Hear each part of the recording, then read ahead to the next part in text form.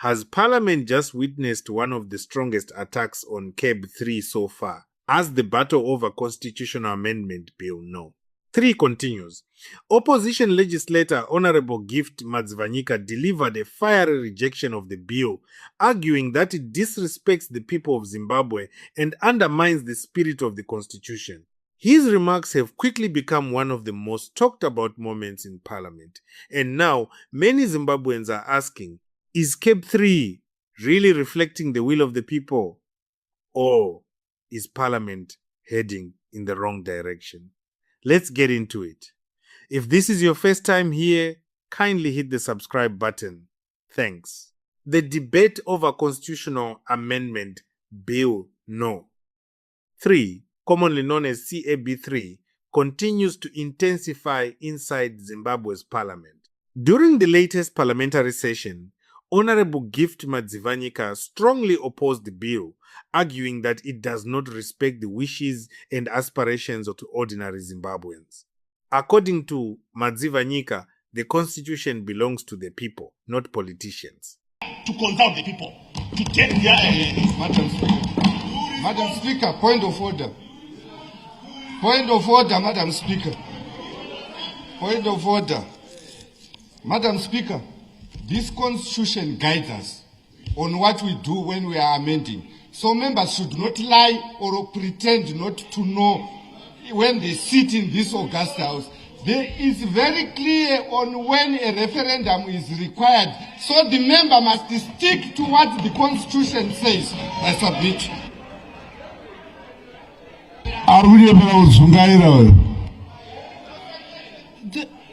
Thank you, Honorable Leader of Government Business. I'm sure, Honorable Madzivanyika, you have taken note of that. I'm coming there, Madam Speaker. I'm coming to you. Madam Speaker, the amendment of the Constitution, there is a very important section. Section 328 is so fundamental in what we call the Constitutional Bill, which deals with amending our national Constitution. Madam Speaker, Section 328, subsection 6 provides that whenever you amend a chapter 4 and chapter 16, you have to go for a referendum. Madam Speaker, chapter 4 of our national constitution talks about the Bill of Rights. And when we are interpreting the constitution, Madam Speaker, we should also interpret using on the text and the speed. Section 67, Madam Speaker, subsection 3, and I want to quote, it says, it is the right of every Zimbabwean, Madam Speaker, subject to this constitution, every Zimbabwean citizen who is over 18 years of age has a right to participate or to vote in all elections, and I want to underline, in all elections and referendums. All elections and referendums to which this constitution and other law applies. Madam Speaker, Section 3, this is a Bill of Rights. And right now, this amendment to say that let us change election of the president from the general people to parliament, it actually says it is outside this section, which is the Bill of Rights, Section 67. What it means, Madam Speaker, is that... On a point of order, Madam Speaker. And any attempt to make major constitutional changes without broad public support risks undermining public confidence in the country's democratic system. His comments immediately sparked attention both inside and outside Parliament. For months, CAB3 has divided lawmakers, legal experts, civil society organizations, and ordinary citizens. Supporters argue that the proposed constitutional reforms will improve governance, strengthen institutions, and create greater political stability. They believe the amendments are necessary to modernize Zimbabwe's governance framework and improve efficiency. However, critics like Madzivanyika see things very differently. According to the opposition MP, constitutional amendments should always reflect the wishes of the people. He argued that the Constitution is a national document created through public participation and national consensus. Because of that, He believes any major changes should be approached with extreme caution. For Madzivanyika, the issue is not simply about legal procedures.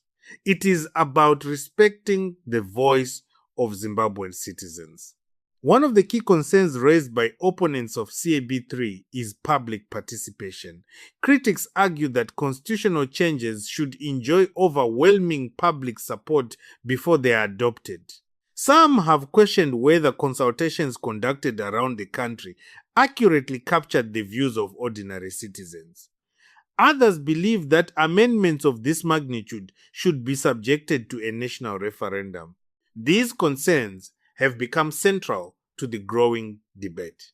Madzivanyika's intervention also reflects broader fears among some opposition lawmakers.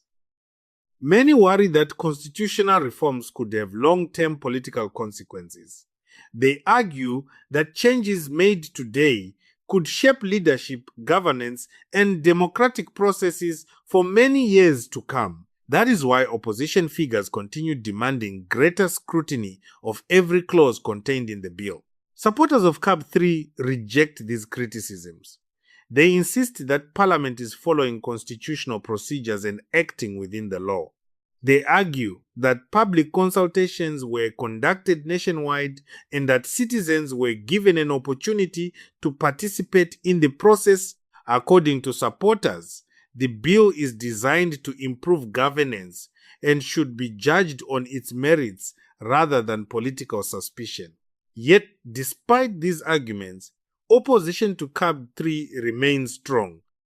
And speeches like the one delivered by Honorable Madzivanyika demonstrate that resistance inside Parliament is far from over. Political observers say every contribution now matters because the debate has become a national conversation about democracy, constitutionalism, and the future of Zimbabwe. As Parliament prepares for more debate, the divide between supporters and opponents remains clear.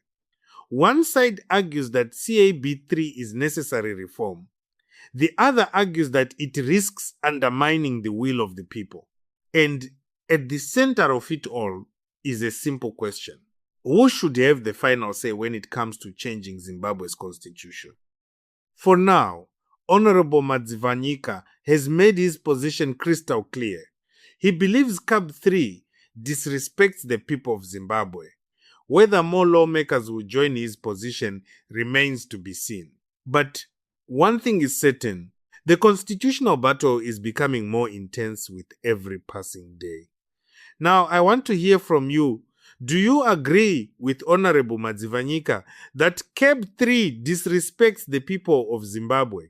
Should major constitutional changes require direct approval from citizens? And who should have the final say when it comes to changing the constitution? Drop your thoughts in the comments below. Don't forget to like, subscribe, and turn on notifications for more Zimbabwe and Africa political news.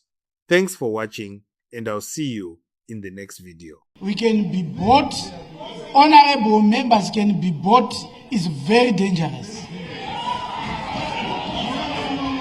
We are not talking about billionaires here. We are talking about making a constitution. Not, I think that's very irresponsible. Honorable Government Chief Whip, chinoitika ndechekuti ivo pamwe vanogona kunge vachitengeka, saka vagofunga kuti vese vanhu vanogona kuita sei kutengeka. Madam Speaker, I say so. I say so because, Madam Speaker, the bulk of our MPs, Zimbabwean MPs, are the most poorest MPs in terms of remuneration. They get $275 per month. There's no doubt that, let me say Zimbabwe is watching. So, an MP getting $275 per month can easily be bought with $200,000. And we don't want that for the integrity of our country. Point of order, Madam Speaker. So this amendment is dangerous. Order. Madam Speaker.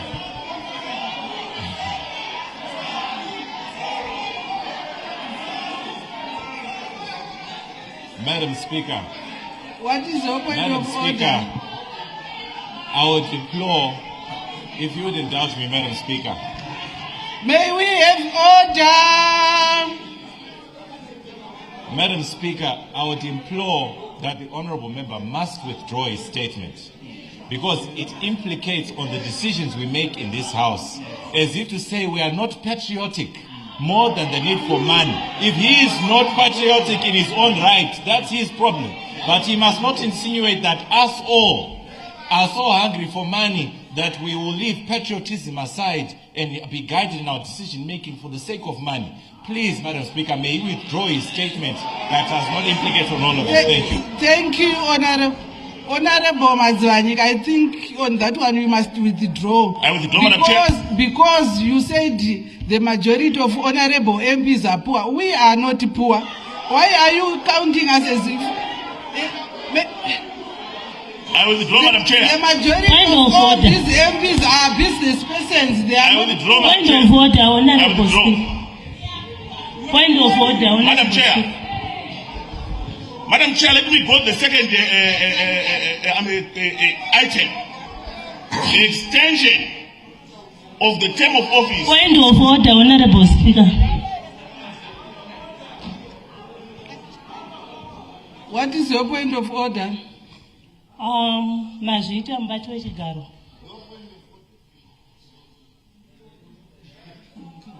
Mazviita mubati wechigaro. Ndiri kukumbirawo kuti Honorable Madzivanyika va withdraw pavati ma MP anotengwa.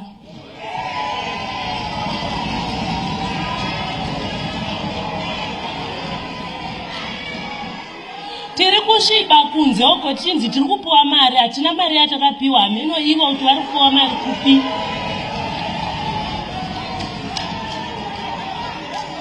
Taneta